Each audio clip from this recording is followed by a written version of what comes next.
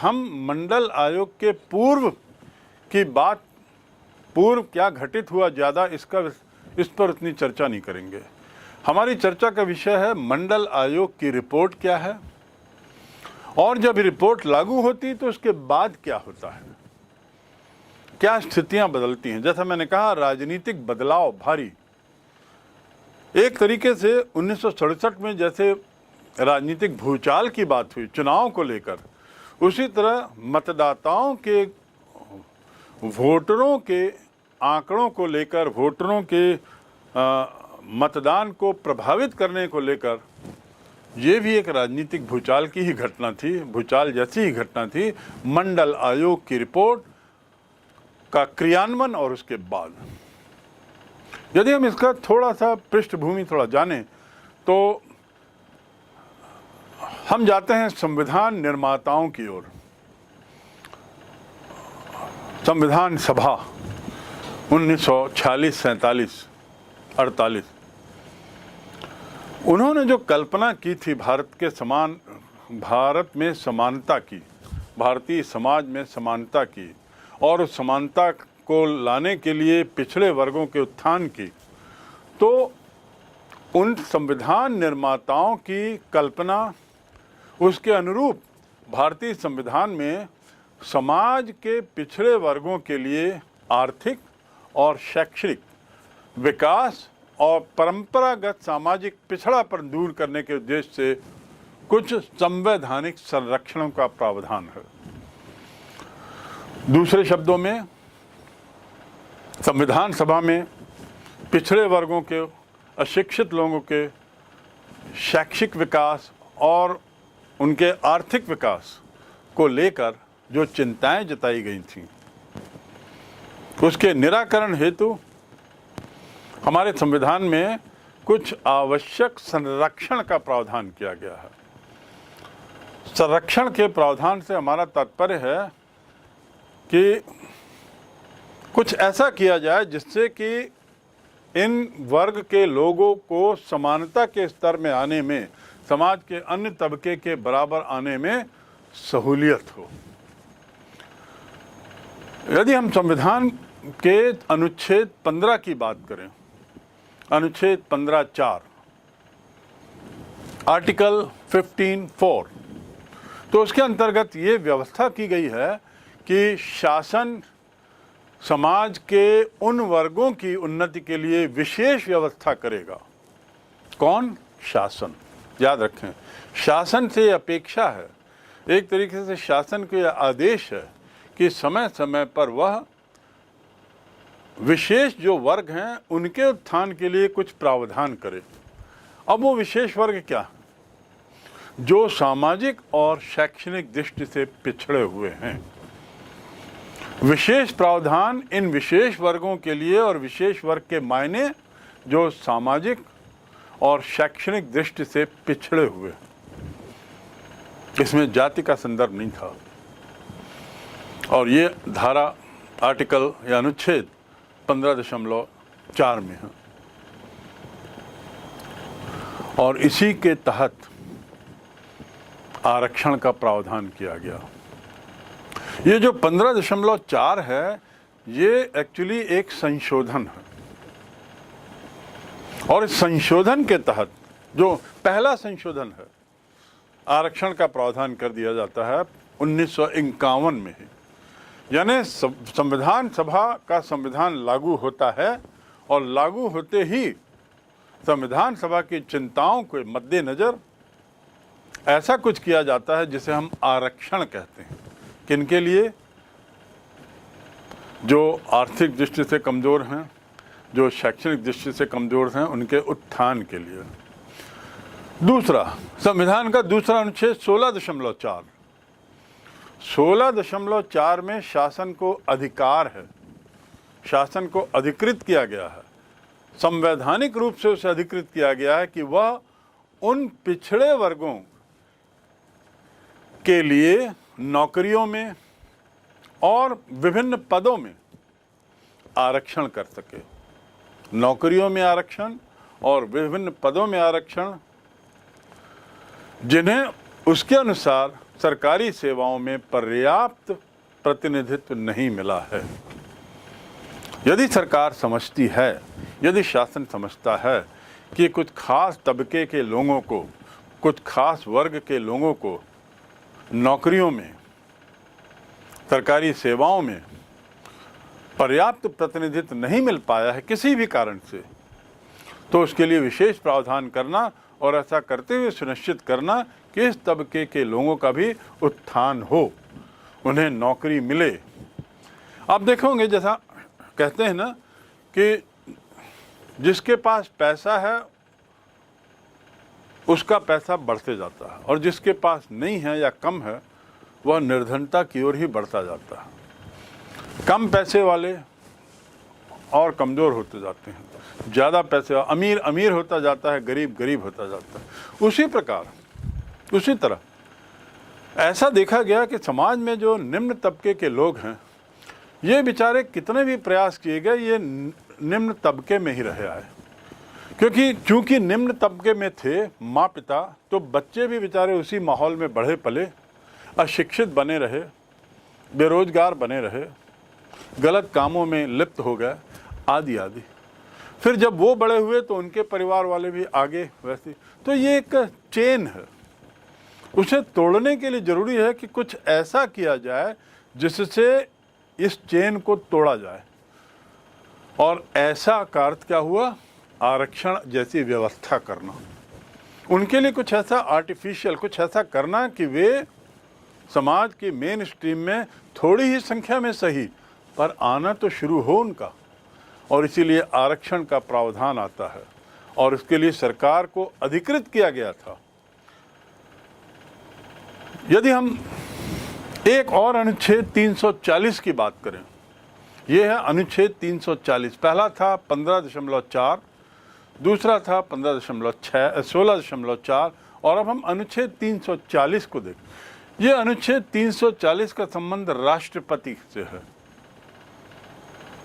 इसमें यह व्यवस्था है कि राष्ट्रपति सामाजिक और शैक्षिक दृष्टि से पिछड़े वर्गों की परिस्थितियों और काम के संबंध में आई हुई कठिनाइयों का पता लगाए, और ऐसा पता लगाने के लिए वो जो भी उचित है वो कर सकता है। ध्यान रखें, यहाँ पे पुनः आर्थिक और सामाजिक और शैक्षिक दृष्टि से पिछड़े वर्गों की कठिनाइयों को आइडेंटिफाई करने के लिए राष्ट्रपति उचित कार्रवाई कर सकता है, और उचित कार्रवाई के मायने हैं कुछ आयोग आदि बना सकता है जो इनकी समस्याओं का अध्ययन करे, निराकरण के सुझाव दे और एक दिशा दे जिससे कि समाज में समानता का विस्तार हो। इस आयोग का काम होगा इन कठिनाइयों को दूर करने के विषय में केंद्र और राज्य सरकार को आवश्यक सुझाव दे, आवश्यक परामर्श करे, उनके साथ बातचीत करे। अर्थात इसका मूल उद्देश्य, जैसे राष्ट्रीय महिला आयोग का मैंने जिक्र किया, ऐसे ही ये पिछड़ा वर्ग आयोग गठित करने का अधिकार राष्ट्रपति को पहले से था, धारा 8 अनुच्छेद 340 के तहत। और इसके तहत वो एक आयोग बना सकते हैं जिसका उद्देश्य होगा राज्य और केंद्र को सलाह देना, सुझाव देना, किस दिशा में पिछड़े वर्ग की शिक्षा संबंधी दिक्कत और सामाजिक दिक्कतों के को आइडेंटिफाई करना, कठिनाइयों का पता लगाना और उसका निराकरण करने के लिए सुझाव देना। ये तो हुआ पृष्ठभूमि। मंडल आयोग का अभी तक मैंने जिक्र नहीं किया है। इस पृष्ठभूमि के मद्देनजर अब क्या होता है, थोड़ा अब हम उसको समझें। मंडल आयोग की पृष्ठभूमि का हमने एक भाग भी समझा, क्योंकि मंडल आयोग अचानक स्थापित नहीं होता। और मैंने जैसा कहा कि ये राजनीतिक भूचाल लाने वाली घटना थी, इस आयोग की जो रिपोर्ट थी, तो निश्चित रूप से कई वर्षों से वह प्रक्रिया उसकी पृष्ठभूमि में चल रही थी। तो संक्षिप्त में उन धाराओं को जानने के बाद जिसके तहत राष्ट्रपति को अधिकार है, जिसके तहत समानता की बात की गई है, जिसके तहत पिछड़े वर्ग के उत्थान के लिए विशेष प्रावधानों का प्रावधान किया गया है। अब हम थोड़ा सा दूसरी बात जानते हैं कि आर्टिकल 340 या अनुच्छेद 340 के तहत जो हमने राष्ट्रपति को अधिकार की बात की, जिसमें वो आयोग की स्थापना कर सकता है शिक्षा और सामाजिक क्षेत्र में विकास के लिए पिछड़े वर्ग के, उस धारा के तहत उस धारा का उपयोग करते हुए राष्ट्रपति ने एक समिति बनाई जिसका नेतृत्व कर रहे थे काका कालेलकर। काका कालेलकर इस समिति के अध्यक्ष बनाए गए, जिसे हम आयोग कह सकते हैं। और चूंकि वो इसके अध्यक्ष थे तो इसे काका कालेलकर आयोग भी कहा जाने लगा। वैसे तो ये पिछड़ा वर्ग आयोग के रूप में इसे प्रस्तावित किया गया, इसे नामित किया गया, लेकिन चूंकि कालेलकर जी इसके अध्यक्ष थे, हम में से अधिकतर लोग इसे काका कालेलकर आयोग के नाम से जानते हैं। धारा 340 के तहत इसका प्रावधान किया गया। इसका गठन 1953 में होता है। 29 जनवरी 1953 को राष्ट्रपति के द्वारा यह गठित किया जाता है और लगभग 2 वर्ष के बाद या 1.5 वर्ष में इस आयोग की रिपोर्ट 1955 में प्रस्तुत की जाती है। 1955 में इस आयोग की रिपोर्ट राष्ट्रपति को सौंपी जाती है। आयोग के बनाने का उद्देश्य मैंने स्पष्ट किया, लेकिन उसको और स्पष्ट कर दूं कि आयोग के बनाने के पीछे उसका जो उद्देश्य था वो था ऐसे मानकों का निर्धारण करना। मानक मैं बताऊंगा क्या है। ऐसे मानकों का निर्धारण करना जिसके आधार पर सामाजिक और शैक्षणिक रूप से पिछड़े वर्ग की पहचान हो सके। बहुत महत्वपूर्ण बिंदु। क्या आधार होगा? मानक यानी आधार। किन आधारों पर हम किन समुदायों को शैक्षणिक रूप से पिछड़ा माना जाए, सामाजिक रूप से पिछड़ा माने, किस आधार, उसके आधार क्या होंगे, किन मानकों पर यह तय किया जाए कि ये समूह जो है वो पिछड़ा वर्ग में आएगा, ये समूह पिछड़ा वर्ग की पात्रता नहीं रखता। और ये मानक बहुत महत्वपूर्ण चीज़ थी, बहुत तकनीकी चीज़ थी, क्योंकि जिस आधार पे इनको पिछड़ा वर्ग बताया जाएगा और जिस आधार पे दूसरों को पिछड़ा वर्ग होने से वंचित किया जाएगा, उनके बीच में बहुत बड़े टकराव की संभावना थी। और सभी आधार जानना चाहेंगे कि आधार का आधार क्या है। On what basis has this parameters being selected for declaring, for calling somebody as backward community, some community as backward community। तो आप उद्देश्य समझ गए हैं। ऐसे मानकों का निर्धारण करना जिसके आधार पर सामाजिक और शैक्षणिक रूप से पिछड़े वर्ग की पहचान कर उन्हें पिछड़े वर्ग में शामिल किया जा सके। दूसरा, इस वर्ग की समस्याओं को पहचानना। क्या कठिनाइयां इस वर्ग के पिछड़ेपन को हटाने में, क्या क्या बाधाएं हैं, इस वर्ग के पिछड़ा रखने में ऐसे क्या कारक हैं, उन कारकों को आइडेंटिफाई करना और इसका निस्तारण करना। पिछड़े वर्ग की सूची में आयोग ने ये तीसरी बात, जाति को प्रमुख आधार बना दिया। किसको? जाति को। यानी जाति के आधार पर उसने बताया कि ये पिछड़े वर्ग हैं क्योंकि इनकी ये जातियां हैं। तो आधार क्या बनाया, मानक क्या बनाया? जाति। यदि हम इसके रिकमेंडेशंस की बात करें, इसके सिफारिश की बात करें, तो इस आयोग ने क्या सिफारिशें दी, थोड़ा उसको देखें। पहला, प्रथम श्रेणी की सेवाओं में 25% आरक्षण, यानी आरक्षण की बात की, और वो भी जातिगत आधार पे। और कहा कि जो पहली श्रेणी की नौकरियां हैं सबसे ऊंचे स्तर की, उसमें 25% आरक्षण किया जाए इनके लिए। दूसरा, मेडिकल, वैज्ञानिक और तकनीकी शिक्षा में 70% आरक्षण का प्रावधान इन्होंने कहा। 70% आरक्षण मेडिकल, वैज्ञानिक और तकनीकी शिक्षा में।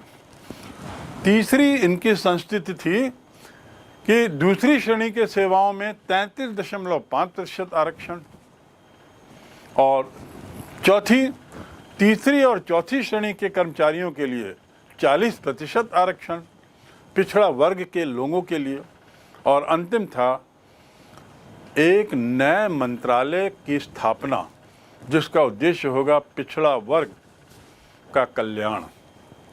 आयोग द्वारा पिछड़े वर्ग के कल्याण के लिए एक अलग से मंत्रालय बनाए जाने का प्रावधान या बनाए जाने की सिफारिश की जाती है। सरकार ने इस रिपोर्ट का अध्ययन किया, लेकिन महसूस किया कि इस आयोग ने सामाजिक और आर्थिक पिछड़ेपन का या शैक्षणिक पिछड़ेपन का आधार जो जाति बनाया है वो गलत है। जाति समूहों के पिछड़े भाग का पता नहीं लगाया, बल्कि जाति को आधार बना दिया, फ्लैट। इसलिए काका कालेलकर की रिपोर्ट को रद्द कर दिया गया। जाति समूहों में कुछ लोग आगे भी हैं। यदि हम किसी एक जाति की बात करें जो कहने को तो निम्न श्रेणी में है, पर उसमें भी कुछ लोग इतनी पैठ रखते हैं कि समाज में वे प्रभावशील व्यक्तियों में जाने जाते हैं, प्रभावशील जातियों में जाने जाते हैं। तो क्या उन्हें भी आरक्षण की सुविधा बदस्तूर दी जाए?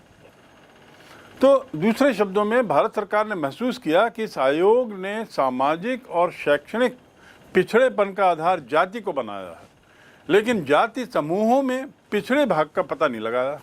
इसलिए ये रिपोर्ट निरस्त हो जाती है और उसके बाद राज्य सरकारों को भारत सरकार ये आदेश देती है कि अपने अपने राज्यों में पिछड़े वर्ग की पहचान करें, सर्वेक्षण कराएं, विस्तृत अध्ययन कराएं और फिर पिछड़े वर्ग में शामिल किए जाने वाले संभावित समुदायों या वर्गों की सूचना केंद्र सरकार को दें।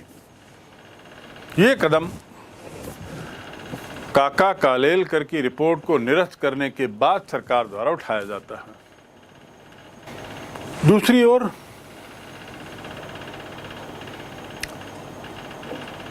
केंद्र सरकार राष्ट्रपति के जरिए स्वयं एक आयोग गठित करती है और यह आयोग कहलाता है मंडल आयोग। तो इस प्रकार अभी तक जो मैंने बताया वह मंडल आयोग की स्थापना की पृष्ठभूमि थी। मंडल आयोग के आने के पूर्व संबंधित विषय में हुई घटनाओं का एक संक्षिप्त विवरण था, लेकिन अब सीधा हम बिंदु पर आते हैं और वह है मंडल आयोग। 1 जनवरी 1979 राष्ट्रपति आयोग गठित करते हैं, वही धारा 340 के तहत, अनुच्छेद 340 के तहत, और उसकी अध्यक्षता की जिम्मेदारी दी जाती है बिहार के भूतपूर्व मुख्यमंत्री बीपी मंडल। क्योंकि बीपी मंडल के नाम बीपी मंडल इस आयोग के अध्यक्ष थे, इसीलिए इसे मंडल आयोग कहा जाने लगा। जैसे पूर्व के आयोग को कालेलकर आयोग कहा गया, तो इस तरह ये मंडल आयोग। इस मंडल आयोग में कुछ और सदस्य थे जिनके नाम आप ये देख लीजिए। LR नायक, दीवान मोहनलाल, न्यायमूर्ति RS भोला और चौथा नाम है K सुब्रमण्यम। कुल 5 लोग इस आयोग के सदस्य थे। अब इस आयोग ने क्या सिफारिशें की, क्या प्रस्ताव रखे अपने अध्ययन के बाद, अपनी सिटिंग के बाद? पहला, 27% आरक्षण पिछड़े वर्गों के लिए, 27%। दूसरा, पदोन्नति में भी 27% आरक्षण का प्रावधान। तीसरा, राज्य सरकार की सेवाओं और राज्य सरकार से अनुदान प्राप्त निजी संस्थाओं में भी आरक्षण का प्रावधान हो। राज्य सरकार की सेवाओं में और राज्य सरकार से जो निजी संस्थाएं अनुदान पाती हैं, ग्रांट मिलता है जिन्हें, वहाँ भी ये प्रावधान लागू होना चाहिए। विश्वविद्यालय और कॉलेजों में प्रवेश में भी आरक्षण का प्रावधान मंडल आयोग में होता है, तो ये इसका चौथा बिंदु था। शैक्षणिक संस्थाओं में भी आरक्षण, और पांचवा आयु सीमा में छूट। विभिन्न पदों के लिए विभिन्न जगहों में आयु सीमा में छूट का प्रावधान इस समिति द्वारा किया जाता है, इस आयोग द्वारा किया जाता है। इसकी रिपोर्ट को पढ़ने के बाद ये 5 जो इसके द्वारा प्रस्ताव दिए गए थे उसको लेकर बड़ी तीखी प्रतिक्रिया हुई। मंडल आयोग की सिफारिशों को लेकर बड़ा कटु प्रतिक्रिया हुई। लेकिन इस प्रतिक्रिया को दरकिनार करते हुए, प्रतिक्रिया की परवाह किए बिना तत्कालीन प्रधानमंत्री वीपी सिंह, विश्वनाथ प्रताप सिंह 7 अगस्त 1990 को संसद में पिछड़े वर्ग के आरक्षण की घोषणा करते हैं। 27% आरक्षण पिछड़े वर्ग के लिए। इसकी घोषणा आधिकारिक स्तर पर संसद में अगस्त 1990 को होती है। अक्टूबर 90 को आरक्षण पर स्थगन आदेश जारी किया, लेकिन नवंबर 1992 को, यानी लगभग 1.5 वर्ष लग गए, 2 वर्ष लग गए, सर्वोच्च न्यायालय ने इस स्थगन को रद्द कर दिया, इसको वैध कानून बनाया और कानून बनाने योग्य पाया। इस प्रकार जो कुछ विरोध था, यद्यपि वह बड़ा तीव्र था, वो 2 वर्ष बड़े ही हम कह सकते हैं भारतीय समाज के लिए बड़ी ही चिंता का विषय थे। जो घटनाएं उस दौरान हुई, इसका आप अध्ययन किसी अन्य जरिए से करें तो आप देखेंगे कि पूरा देश कितना हिल चुका था। इन प्रस्तावों के पक्ष में और प्रस्तावों के विपक्ष में जो लोग थे, उनके बीच की तकरार को लेकर भारतीय समाज काफी हिल चुका था। लेकिन जब सर्वोच्च न्यायालय अंततः प्रस्तावों के पक्ष में निर्णय देता है तो कानूनी जामा पहनाया जाता है और इसी के साथ मंडल आयोग की सिफारिश लागू होती है। लेकिन सर्वोच्च न्यायालय ने इसमें कुछ 2 बिंदु जोड़े। उसने इस प्रस्ताव को यथावत या आयोग की रिपोर्ट को यथावत स्वीकार न करने का संदेश देते हुए ये 2 बातें जोड़ी, ये 2 बिंदु जोड़े। पहला कि पिछड़ी जातियों में जो संपन्न लोग हैं, संपन्न वर्ग है, हर जाति के कई वर्ग हैं, आपको मालूम है, हर जातियों में कई जातियां हैं, कई उपजातियां हैं, उपजातियों के अंतर्गत भी बहुत सारी उपजातियां हैं। भारत जो है, भारतीय संस्कृति या सभ्यता जातियों का एक खेल है, रेला है। तो न्यायालय का कहना था कि चाहे वो जाति कितनी भी निम्न हो, उस जातियों में भी कुछ संपन्न वर्ग हैं। इन संपन्न वर्ग को ये आरक्षण आदि की सुविधा न दी जाए। संपन्न वर्ग से उसका तात्पर्य था क्रीमी लेयर, उसने ये नाम दिया क्रीमी लेयर। क्रीमी लेयर को आरक्षण का लाभ पिछड़ी जातियों में नहीं मिलेगा, ये पहला बिंदु। दूसरा, आरक्षण जो है वो केवल नौकरी में होगा, पदोन्नति में नहीं। ये सुप्रीम कोर्ट का आदेश था, सुप्रीम कोर्ट का जजमेंट था। आरक्षण केवल नौकरियां पाने के लिए, आगे पदोन्नति में नहीं होगा, जैसा कि समिति ने प्रस्ताव किया था। वास्तव में पिछड़ा वर्ग की राजनीति में उभार के साथ देश में राजनीतिक समीकरण ही बदल जाता है। मंडल आयोग की सिफारिशें लागू होती हैं, सुप्रीम कोर्ट का जो स्टे था वो हटा लिया जाता है और अब इसे अमली जामा पहनाया जाता है, कानूनी रूप दिया जाता है। आरक्षण शुरू होता है बैकवर्ड का, पिछड़ा वर्ग के लोगों का। और इसके साथ क्या परिणाम होते हैं? पहला तो देश की राजनीति में पिछड़ा वर्ग का बहुत बड़ा प्रभाव बढ़ता है, उनकी वर्चस्वता बढ़ती है राजनीतिक मामले में, और इससे राजनीतिक समीकरण ही बदल जाता है। दूसरा प्रभाव, नौकरी में आरक्षण के सवाल पर रिजर्वेशन के मुद्दे पर ये वर्ग अपनी अलग पहचान को लेकर सचेत होता है, सजग होता है, अपनी पहचान बनाने का पूरी तरह प्रयास करता है। कहाँ? नौकरियों में। यानी 27% आरक्षण का जो प्रावधान किया गया था, अब ये पिछड़ा वर्ग एक योजनाबद्ध तरीके से इस लाभ का पूरा इस प्रावधान का पूरा लाभ उठाने का प्रयास करता है, जो स्वाभाविक है, क्योंकि प्रावधान इसीलिए किया गया था और उन्हीं के लिए किया गया था। तो दूसरा इसका परिणाम क्या होता है? सजगता आना, पिछड़ा वर्ग में एक सजगता। और तीसरा, विभिन्न पार्टियों के द्वारा अब पिछड़ा वर्ग को लामबंद करने का प्रयास, ये बहुत महत्वपूर्ण था।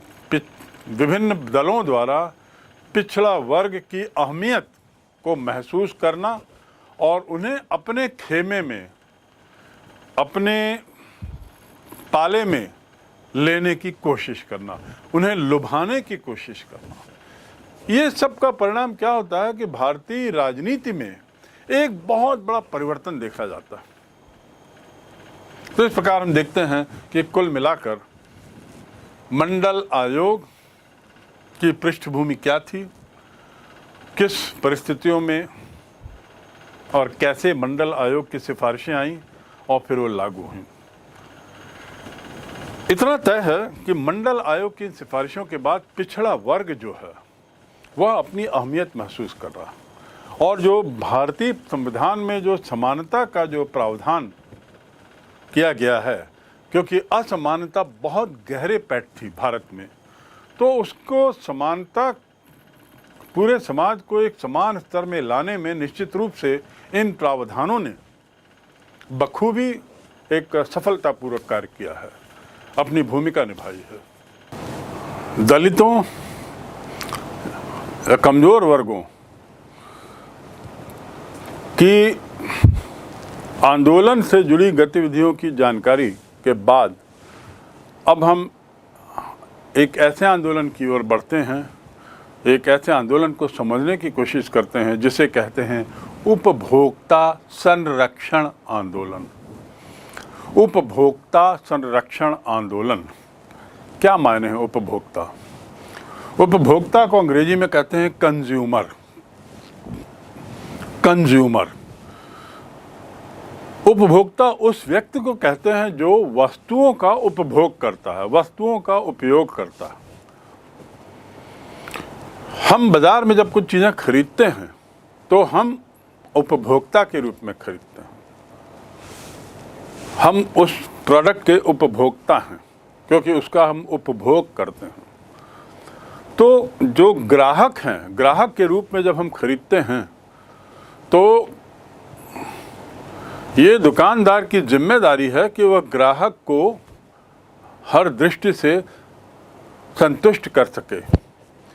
जिस चीज़ को ग्राहक खरीदना चाह रहा है उस चीज़ की कीमत, क्वालिटी, वजन, क्वांटिटी, ये सब मायने में किसी तरह का धोखा ग्राहक से ना हो, ग्राहक को ना कर दिया जाए, ग्राहक के साथ ना कर दिया जाए। इस उद्देश्य से ये आंदोलन होता है। उपभोक्ता उस व्यक्ति को जो वस्तुओं का उपभोग करता है, दूसरे शब्दों में प्रत्येक व्यक्ति उपभोक्ता है। ये तो अब मान गए, क्योंकि हर व्यक्ति जीवन पर्यंत मरते दम तक अनेक तरह की वस्तुओं का उपयोग करता है, चाहे वो टूथब्रश हो, चाहे जूते हों, चाहे कपड़े हों, किसी भी तरह के सामान के उपयोग की ज़रूरत उसे अंतिम समय तक पड़ती रहती। तो हर आदमी उपभोक्ता है। बाजार का नियंत्रण उपभोक्ता के हाथ में होता है, इस अर्थ में कि उत्पादक उन्हीं वस्तुओं का उत्पादन करते हैं जिनकी उपभोक्ताओं को जरूरत है। इसीलिए ये वाक्य कहा गया, बाजार का नियंत्रण उपभोक्ता के हाथों में होता है।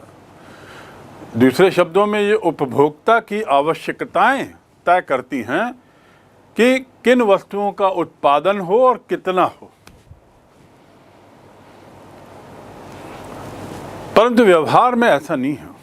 व्यवहार में स्थिति कुछ बदली हुई है, व्यवहार में कुछ भिन्नता है। यदि वास्तव में मैदान में हम देखें तो दुर्भाग्य से उपभोक्ता के हाथ में ये नहीं है, ये केवल एक थ्योरी के रूप में हम जानते हैं। और उसका कारण क्या है कि उपभोक्ता जो है वो संगठित नहीं है, उपभोक्ता जो है वो एकजुट नहीं है। यदि एक उपभोक्ता के साथ दुकानदार धोखा कर दे तो उसके पास कोई चारा नहीं सिवाय उस धोखे को निगल जाने के, गटक जाने के, धोखे को भुला देने के। दुकानदार पैसा लेके चल बनता है, उसकी कोई नैतिक जिम्मेदारी अभी तक नहीं थी जिसके आधार पर सुनिश्चित किया जा सके कि दुकानदार यदि गलत कर रहा है तो उस पर कुछ कार्रवाई हो। कुल मिलाकर कहने का उद्देश्य यह है कि चूंकि उपभोक्ता संगठित नहीं है, चूंकि उपभोक्ताओं का कुछ ऐसा प्लेटफॉर्म या फोरम नहीं है जहां वे अपने साथ हुए धोखे की शिकायत कर सकें, उसका हल निकाल सकें, समस्या का निराकरण कर सकें, उसके विपरीत जो दुकानदार है, जो उत्पादक है, वो संगठित है। जबकि संगठित होने की ज़रूरत उपभोक्ताओं को है, और यदि ये संगठित रहेंगे तो उत्पादक अपने आप सही उत्पादन करेंगे। लेकिन यहाँ उल्टा हम देखते हैं, समाज में आप पाएंगे कि जो कंपनियां हैं, जो दुकानदार हैं, उनके अपने अपने संगठन बने हुए हैं, चाहे वो किसी भी रूप के संगठन हो, किसी भी तरह के उत्पादनों के संगठन हो। चूंकि उपभोक्ता असंगठित है, इसलिए उत्पादक वर्गों द्वारा उपभोक्ताओं के हितों की उपेक्षा होती रही है, और ऐसे में जरूरी हो जाता है कि उपभोक्ता के हितों की रक्षा के लिए कुछ किया जाए। तो अब आप समझ गए होंगे कि उपभोक्ता संरक्षण की जरूरत क्यों पड़ी। उपभोक्ता अलग अलग तरीके से उसके द्वारा उस पर जो धोखा हुआ है उसको वे व्यक्त करते थे अपने परिवार में, अपने दायरे में, अपने आसपास, लेकिन उस पर प्रतिक्रिया भी करते थे। लेकिन वह प्रतिक्रिया इस स्तर पे नहीं होती थी जो कि उत्पादक को बाध्य कर सके अपने को ठीक करने के लिए। मात्र प्रतिक्रिया पर्याप्त नहीं है, संगठित प्रतिक्रिया की जरूरत थी। ऑर्गेनाइज्ड तरीके से उपभोक्ता के नाते जनता को आवाज़ उठाने की जरूरत थी, और इसीलिए उपभोक्ता संरक्षण का मामला एक आंदोलन का रूप लेता है। उपभोक्ता संरक्षण का मामला एक आंदोलन का रूप लेता है। दूसरे शब्दों में, उपभोक्ता संरक्षण आंदोलन का भी एक लंबा इतिहास है। यदि हम इसके इतिहास पर नज़र डालें तो हम पाएंगे कि उपभोक्ताओं के अधिकार की चैतन्यता, उपभोक्ताओं के द्वारा एक सक्षम प्लेटफॉर्म बनाने की आवश्यकता द्वितीय विश्व युद्ध के आसपास पैदा हुई। 1940-45 के आसपास के काल में महसूस किया गया कि उपभोक्ताओं के भी कुछ अधिकार होने चाहिए, उपभोक्ताओं के लिए भी कुछ संगठन होना चाहिए, उपभोक्ताओं के हितों की रक्षा के लिए कुछ होना चाहिए। सबसे पहले अमेरिका के राष्ट्रपति कैनेडी, जॉन एफ कैनेडी, उन्होंने पहली बार उपभोक्ताओं के लिए अधिकारों की बात की, और ये बात भी उन्होंने तब की जब इसके पहले बहुत समय से अमेरिका में उपभोक्ताओं के हितों की रक्षा को लेकर आवाज उठ रही थी। तो जॉन एफ कैनेडी ने जिन 4 अधिकारों की बात की, जॉन एफ कैनेडी ने जिन 4 अधिकारों को उपभोक्ताओं के अधिकार के रूप में माना, वे हैं: पहला, सुरक्षा का अधिकार; दूसरा, जानकारी प्राप्त करने का अधिकार; तीसरा, चयन का अधिकार; और चौथा, सुनवाई का अधिकार। एक उपभोक्ता, कंज्यूमर, उसे इस बात की सुरक्षा मिलनी चाहिए कि उसके साथ धोखा नहीं हो रहा है। दूसरा, उपभोक्ता को उस प्रोडक्ट के बारे में जानकारी जानने का अधिकार है, सभी तरह की जानकारी कि इस प्रोडक्ट में क्या क्या मिला है, कितना मिला है, कितना वह प्रमाणित है, कहाँ इसका उत्पादन हुआ है, किस तारीख को उत्पादन हुआ है, कब तक इसकी लाइफ है, एक्सपायरी डेट क्या होगी, आदि आदि। तो जानकारी प्राप्त करने का अधिकार। और तीसरा है चयन का अधिकार, अर्थात उपभोक्ता को स्वतंत्रता होनी चाहिए कि वह यदि एक टूथपेस्ट खरीदना चाहता है तो किस कंपनी का खरीदे। दूसरे शब्दों में, उसके पास ये चॉइस रहे कि कई तरह के टूथपेस्ट मार्केट में आए। ऐसा ना हो कि किसी 1 या 2 कंपनियों का ही टूथपेस्ट के मार्केट में एक छत्र साम्राज्य हो। ऐसी स्थिति में उपभोक्ता के साथ अन्याय होगा, क्योंकि ये 2 कंपनियां, चूंकि इनके पास एकाधिकार रहेगा, मुंह बोले दाम पर अपने पेस्ट को बेचेंगी और उसकी क्वांटिटी और क्वालिटी को लेकर भी संशय हो सकता है। तो इसलिए उपभोक्ता को चयन का अधिकार होना चाहिए, उसके पास वैरायटी मार्केट में होनी चाहिए उस प्रोडक्ट की। और चौथा, सुनवाई का अधिकार, बहुत महत्वपूर्ण अधिकार है सुनवाई का अधिकार। उसके साथ हुए किसी तरह के, उपभोक्ता के नाते किसी तरह के अन्याय के खिलाफ उसकी वह सुनवाई कर सके, धोखा देने वाले को, गलत उत्पाद देने वाले को सजा दी जा सके। ये जो 4 अधिकार हैं, इन 4 अधिकार के अलावा संयुक्त राष्ट्र संघ ने 3 अधिकार और जोड़े हैं। संयुक्त राष्ट्र संघ भी इस आंदोलन की महत्ता को समझता है। संयुक्त राष्ट्र संघ भी उपभोक्ताओं के अधिकारों की महत्ता को समझता है, और उसने भी 3 और अधिकारों की बात की है और उसको मान्यता दी है। वे अधिकार हैं: क्षतिपूर्ति का अधिकार, नुकसान होने पर, गलत व्यवहार होने पर उपभोक्ता को क्षतिपूर्ति मिलनी चाहिए। किसके द्वारा? उत्पादक के द्वारा। 7वां अधिकार, दूसरा अधिकार, उपभोक्ता की शिक्षा का अधिकार, यानी जो हम लोग, जो जनता जनार्दन हैं, इन सब को प्रोडक्ट के बारे में और उपभोक्ता के रूप में उसके लिए उसे क्या क्या जानना चाहिए, इसमें उसे शिक्षित होने का अधिकार है। और तीसरा अधिकार संयुक्त राष्ट्र संघ के द्वारा कहा गया स्वस्थ पर्यावरण का अधिकार। इस प्रकार उपभोक्ताओं के मामले में 7 अधिकारों की चर्चा कुल की गई है, और ये जॉन एफ कैनेडी और संयुक्त राष्ट्र संघ, इनके द्वारा ये मान्यता प्रदान अधिकार हैं।